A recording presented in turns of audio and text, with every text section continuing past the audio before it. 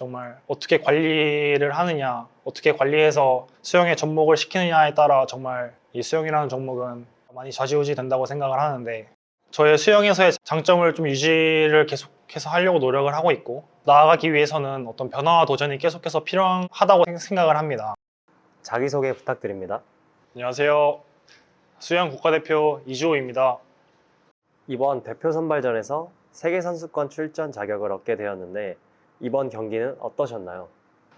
사실 이번 경기를 준비하기 위해, 또 앞으로 있을 세계선수권을 준비하기 위해 거의 3달 가까운 시간을 호주에서 전지훈련을 진행했는데, 사실 이번 대회 목표는 200m에서 1분 55초대에 들어가는 게 목표였고, 그 100m도 제 최고 기록을 깨는 게 목표였기 때문에 그거에 맞춰서 훈련을 계속해서 진행을 해왔고, 사실 준비가 정말 잘 되어서 이번에 정말 최고의 기록을 만들어낼 수 있을 거라는 자신감이 있었는데, 이번 200m 시합에서는 살짝 아쉬운 결과가 있었고, 100m에서는 그래도 제가 최고 기록을 난 이후에 두 번째로 가장 좋은 기록이 이번에 나와서 일단 100m는 만족을 합니다. 뭐 어쨌든 이번 대회가 중요한 건 아니고 세계선수권을 가기 위한 과정 중에 하나이기 때문에 앞으로 남은 시간에 부족한 부분을 더 채우고 제 장점을 좀 더 잘 살린다면은 아마 세계선수권에서는 이번 선발전보다 더 좋은 기록이 나지 않을까 싶습니다. 호주에서도 훈련을 하며 컨디셔닝을 함께 진행했다고 들었습니다. 컨디셔닝이 이주호 선수에게 어떤 도움이 되었나요? 사실 한국에서 수영할 때는 컨디셔닝을 그렇게 자주 받는 편은 아니었던 것 같아요. 아무래도 선수촌에서 주로 훈련을 하다 보니까 선수촌에 계시는 트레이너 선생님은 한 분이고 선수는 워낙 많다 보니까 트레이너 선생님께서 케어할 수 있는 제한이 있다 보니까 그렇게 자주 받지는 못했는데, 호주에 가 있을 때는 개인적으로 온 거기 때문에 일주일에 한 번씩 컨디셔닝을 받으면서 뭐 어디가 아프지 않더라도 수영을 잘 하기 위해서 미리미리 예방을 하는 차원에서 매주 컨디셔닝을 받고, 특별한 부상이 있어서 어떤 부상 부위를 치료하기보다는 그때그때 뭐 상황에 맞춰서 제가 불편한 부분을 케어를 하고 다음 주 수영을 위해서 리커버리 하는 식으로 진행을 했고, 이번 선발전 2주 앞두고서는 이제 제 호주 수영 코치님께서 일주일에 2번씩 어떤 컨디셔닝을 받았으면 좋겠다. 근데 이게 강도 높은 어떤 컨디셔닝보다는 가볍게 받았으면 좋겠다 하셔가지고, 저는 어쨌든 이번에 호주 코치 선생님의 어떤 플랜을 믿고 따랐기 때문에 2주 전부터는 일주일에 2번씩 컨디셔닝을 받았습니다. 제가 선발전 일주일 앞두고 들어왔기 때문에 한국에 온 이후에는 백기본 선생님을 찾아와서 일주일에 2번 저희 컨디셔닝을 담당해 주셨습니다. 작년 체전부터 이번 대표 선발전까지 컨디션 관리를 위해 백기본 트레이너와 호흡을 맞췄는데 어떠셨나요? 일단 작년 전국체전 기간 때는 그 세계선수권과 올림픽을 마치고 또 바로 일본 전지훈련을 다녀왔기 때문에 컨디션도 좋지 않았고 몸의 피로도가 상당히 높은 상태였습니다. 불과 전국체전에 일주일밖에 남지 않은 상태여서 제 기량을 발휘하기 위해 몸을 회복하는 게 정말 중요하다고 생각을 해서 AN의 백기본 선생님을 찾아왔고, 백기본 선생님이 수영 선수 출신이기에 저의 몸을 잘 이해해 줄 수 있을 것 같아서 선생님을 찾아왔습니다.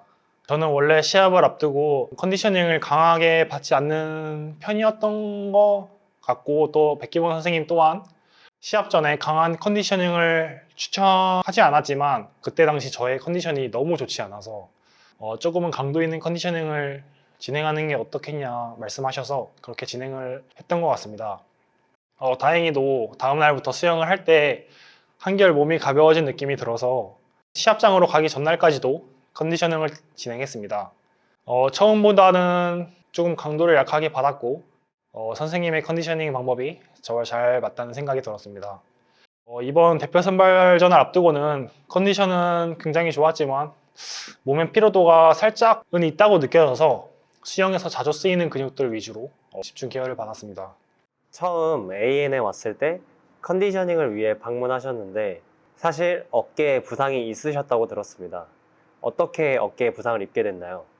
2023년 방카르트 부상을 당했는데, 그때 공을 던지는 동작에서 어깨가 살짝 빠졌어가지고 대부분의 병원에서 수술을 권했는데 한 군데 병원에서만 수술을 권하지 않고 주사 치료를 하면서 재활을 하는 게 어떻겠냐 해서 재활 훈련을 진행했는데, 그게 또 저한테 잘 맞는 방법이 됐던 것 같아서 어깨 통증 없이 잘 하고 있었는데 작년 전국체전 홍계영 전에 침대에 엎드려 있다가 일어날 때 갑자기 어깨가 살짝 빠지는 느낌이 들었었거든요.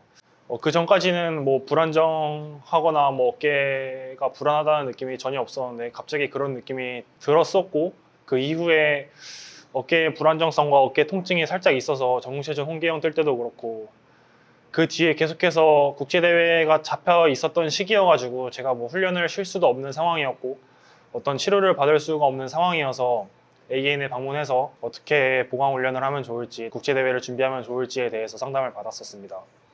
AN에서 어깨를 위해 어떤 운동을 진행했나요?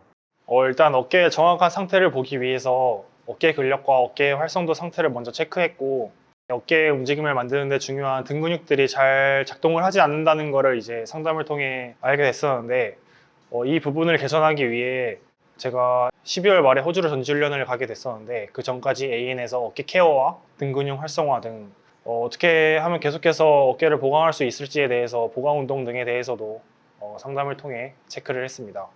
어깨 불안정성과 어깨 통증이 계속해서 있었는데 AN에 방문해서 케어를 받은 후에 그런 통증들이 좀 개선이 되었고 어깨의 불안정성도 많이 개선이 되어서 지금까지 계속 보강 운동을 진행하고 있습니다. 평상시 몸 관리와 관련해서 어떤 부분을 신경 쓰시는 편인가요? 저는 운동이 끝나고 최대한 빨리 영양 섭취를 하는 편입니다.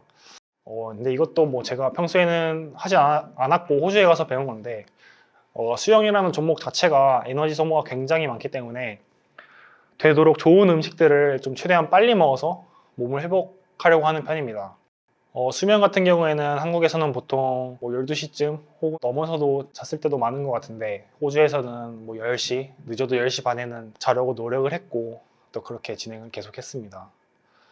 저는 사실 평소에 엄청 예민하게 몸 관리를 하는 편은 아니지만 수영에서 많이 사용되는 근육들 위주로 폼롤러나 가동 범위를 위해 스트레칭을 꾸준히 하는 것 같습니다. 2015년에 첫 대표팀 합류 이후 11년째 국가대표로서 국제 무대에서 멋진 활약을 하고 있습니다. 이렇게 롱런할 수 있는 비결이 무엇인가요? 제가 생각했을 때는 꾸준함이 가장 중요한 것 같습니다. 뭐 현재 저의 상태나 기록에 안주하고 싶지도 않고 조금 더 넓게 보고 국내에 머무는 선수보다는 국제 무대에서 조금 더 활약할 수 있는 선수가 되고 싶어서 항상 목표를 크게 잡고 그것을 이루기 위해 계속 나아가는 것 같습니다. 저의 수영에서의 장점을 좀 유지를 계속해서 하려고 노력을 하고 있고 단점은 계속 보완하는 식으로 수영을 진행하고 있고 다음 단계로 계속해서 나아가기 위해서는 어떤 변화와 도전이 계속해서 필요하다고 생각을 합니다. 도전해보는 시간을 가지게 된 것이 어떻게 보면 계속 기록을 단축할 수 있는 비결이 아닐까 싶습니다. 사실 수영 종목 특성상 엄청난 재능이 있지 않는 한 단기간에 확 바뀌는 것은 정말 힘들다고 생각을 합니다.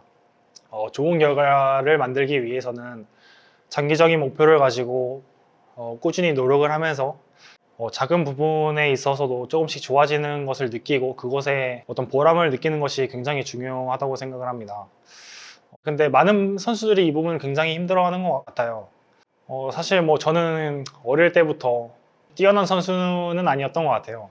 뭐 계속해서 뭐 2등, 3등을 했던 선수인 것 같은데 그래도 계속해서 저의 목표를 세우고 또 목표를 이뤄나가면서 저의 단점들을 냉정하고 객관적으로 파악을 하고 또 단점들을 계속해서 보완해 나가면서 22살, 23살부터 대한민국 1등을 하고 한국 신기록을 경신을 하고 있는데 아마 그때 또 현실에 안주하고 뭐 다른 선수들과 마찬가지로 국내에서 1등만 목표로 하는 선수였다면 제가 지금 이 기록을 달성을 하지 못했을 것 같고 제가 처음 한국 신기록을 경신했을 때보다 지금 거의 200m에서는 2초 넘게 또 100m에서는 1.5초 넘게 기록을 단축을 해가고 있는데 사실 저는 지금도 뭐 다른 선수들에 비해 적지 않은 나이지만 계속해서 기록을 단축하기 위해서 노력을 하고 있거든요.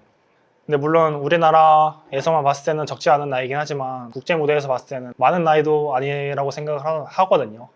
이번 올림픽만 봐서도 30살 넘은 선수들이 올림픽 메달을 딴 선수들도 있고 그것만 보면은 정말 어떻게 관리를 하느냐, 어떻게 관리해서 수영에 접목을 시키느냐에 따라 정말 이 수영이라는 종목은 많이 좌지우지 된다고 생각을 하는데 자신의 종목에서 부족한 부분을 냉정하게 찾아서 그 부분을 개선을 하다 보면 본인에게 맞는 영법으로 자연스럽게 변화할 수 있다고 생각합니다. 마지막으로 이주호 선수의 수영 선수로서 목표는 무엇인가요? 사실 수영 선수로서의 목표가 계속해서 바뀌어왔고 사실 지금은 이제 어떻게 보면 최종 목표 하나만 남았거든요. 뭐 하나는 아니고 여러 가지 목표가 남았는데 목표 중에 하나는 내년 아시안 게임에서 금메달을 따는 게 일단 첫 번째 목표이고 또 그 다음 목표는 2028년 LA 올림픽에서 배영 선수 최초로 결승을 가는 게 목표이고 결승만 진출한다면 뭐 등수 상관없이 정말 최선을 다할 생각이고 그 세계선수권에서는 이미 제가 2024년 도하 세계선수권에서 결승 진출을 넘어서 5등이라는 성적을 냈는데 세계 수영선수권에서는 5등을 넘어서 높은 등수에 마크되는 게 제 목표입니다. 감사합니다.